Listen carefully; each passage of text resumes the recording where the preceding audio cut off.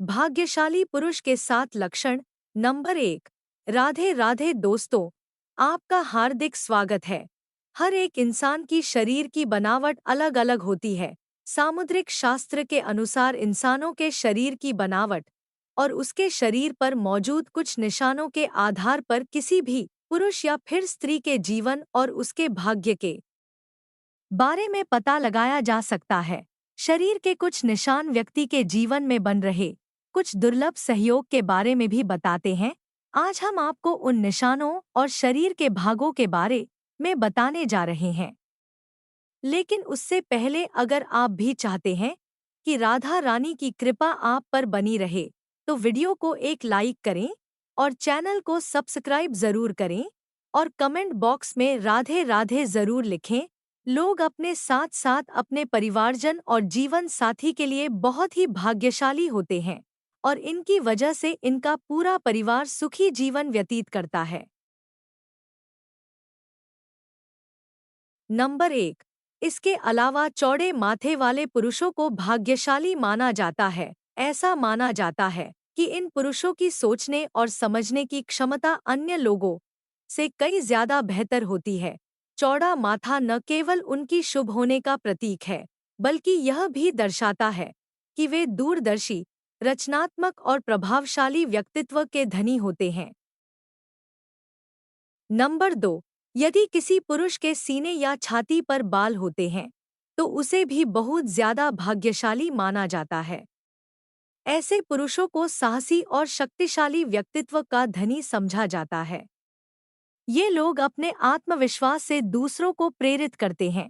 इन पुरुषों में नेतृत्व की अद्भुत क्षमता होती है, जो उन्हें एक अच्छा लीडर बनाने में मदद करती है। नंबर 3। स्वस्थ तन और मन का होना अच्छे भाग्य की निशानी है। शास्त्रों में बताया गया है कि भाग्यशाली होने का सबसे पहला लक्षण स्वस्थ शरीर है, क्योंकि निरोग काया में ही सुख समृद्धि का वास रहता है। अगर व्यक्ति बीमार रहता हो तब न धन काम आता है, न भोग वैभव। जिनके पास स्वस्थ शरीर है, वह अपने आप को भाग्यशाली मान सकते हैं, क्योंकि आप इसकी बदौलत धन भी कमा सकते हैं और जिंदगी के तमाम सुखों को भो सकते हैं। नंबर 4। स्थायी आय को भाग्यशाली होने का सूचक माना जाता है। अगर आपके पास अचानक से खूब पैसा आ जाए तो बाद में आय के साधन में बाधा आ जाए तो इसे अच्छे भाग्य की निशानी नहीं माना जाता है। इसलिए अपने भाग्य को अनुकूल बनाए रखने के लिए अचानक धनवान बनने की बजाय निश्चित आय पर ध्यान दें। अगर आप नौकरी बदलते हैं, तो इस बात का ध्यान रखें कि जहां आप जा रहे हैं, वहां आप कितने समय तक सुखपूर्वक काम कर सकते हैं। धन के लालच में नौकरी बदलना कई बार भाग्य में बाधक भी बन जाता है। नंबर 5। सुकन्या पत्नी का मिलना पुरुष के भाग्यशाली होने का सूचक माना जाता है, जबकि सदाचारी पुरुष का मिलना लड़की के भाग्यशाली होने का सूचक कहा गया है। शास्त्रों में कहा गया है कि जो स्त्री अपने परिवार को परिवार की मर्यादा का ध्यान रखते हुए काम करती है, वह सुकन्या होती है।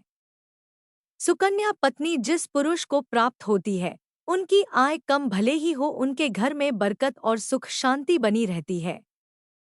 सदाचारी पुरुष अपनी पत्नी के प्रति वफादार और उनके सुख दुख का ध्यान रखने वाले होते हैं। नंबर 6।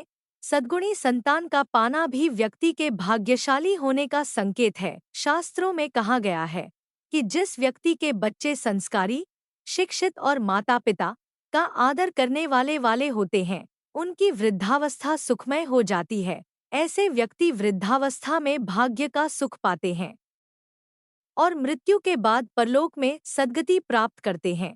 इसलिए कहा भी जाता है कि पूत सपूत तो का धन संचय, पूत कपूत तो का धन संचय डॉट यानी पूत सपूत हो जाए तो धन संचय करने की जरूरत नहीं है, वह खुद ही धन कमाकर धनवान बन जाएगा। नंबर 7। सद्गुरु का साथ भी अच्छे भाग्य की निशानी है।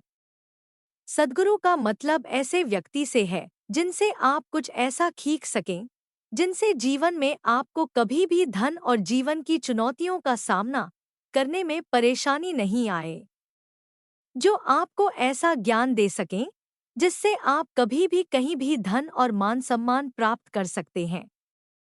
ऐसे गुरु का मिल जाना भाग्यशाली होने की निशानी है। महाभारत में विदुर जी ने भी भाग्यशाली होने के यह लक्षण बताए हैं।